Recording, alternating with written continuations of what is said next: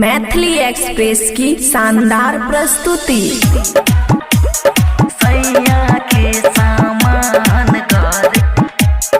खुशी recording studio बलुआहा।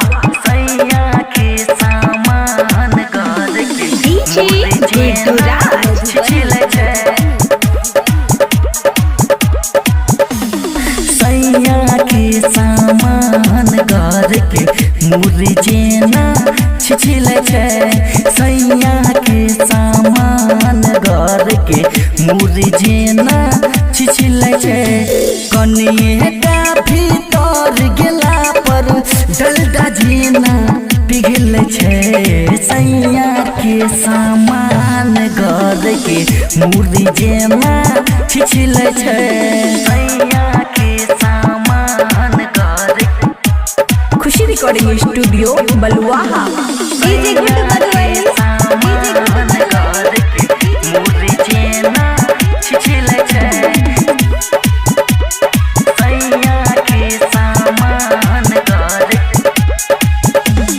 केतना पियाबै छियै Horlicks सखी कीन के केतना पियाबै छियै हॉर्लिक्स सखी कीन के कने कने बीतै हमर रात और दिन लहंगा के सामान सखी मोच मोच करै छै सैया के सामान घर के मुरी जेना छिछिल छै सैया के सामान घर के मुरी जेना छिछिल छै सैया के सामान घर खुशी रिकॉर्डिंग स्टूडियो बलुआहा।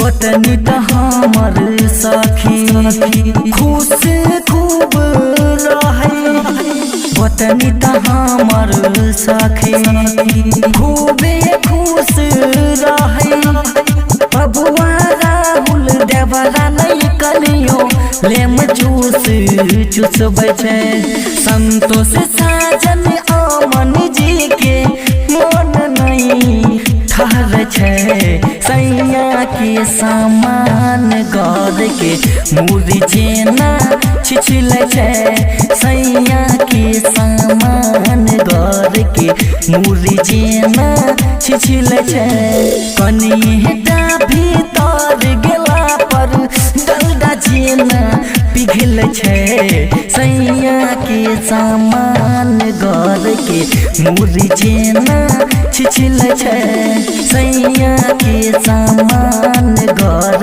के मुरी जेना छिछिल छै। खुशी रिकॉर्डिंग स्टूडियो बलुआहा।